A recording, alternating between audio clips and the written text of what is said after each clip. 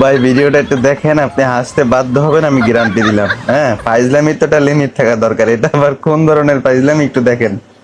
ডাক্তারে কিন্তু রুগী একটা নিয়ে আসছে। হ্যাঁ, এটা আদৌ রুগী নাকি লাশ আপনারা দেখেন তাহলে বুঝতে পারবেন।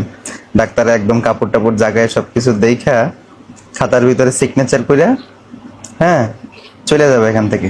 ডাইকা দিছে কিন্তু। হ্যাঁ, পাশে থাকা লোকটার অবস্থাটা কি হয় শুধু একটু দেখেন। ডাক্তার চলে যাইতেছে, এখন ওই লোকটার খালি চেহারাটা দেখেন, ভয় ওনার কি অবস্থাটা হইতেছে। হ্যাঁ, অলরেডি কিন্তু উনি অলরেডি ভয় পেয়ে গেছে। হ্যাঁ, তো দেখা যাক কি হয়, লাস্ট পর্যন্ত দেখেন, মজা পাবেন। হ্যাঁ, খালি কি হয় লোকটার সাথে ঘটনাটা দেখেন। হ্যাঁ, দেখতেছি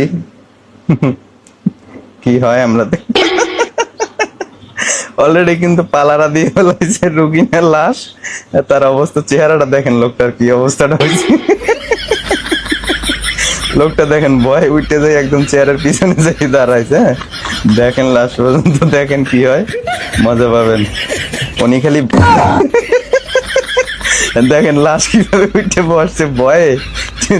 ভয়ে দেখেন একবারে যে চুলের নিচে ঢুইকা দরজা দিয়ে বাইরে যাওয়ার চেষ্টা করতেছে। ভাই এটা কোন ধরনের ফাইজলামি? লোকটা তো আরেকটু হইলে স্টক করতে হবে ভাই।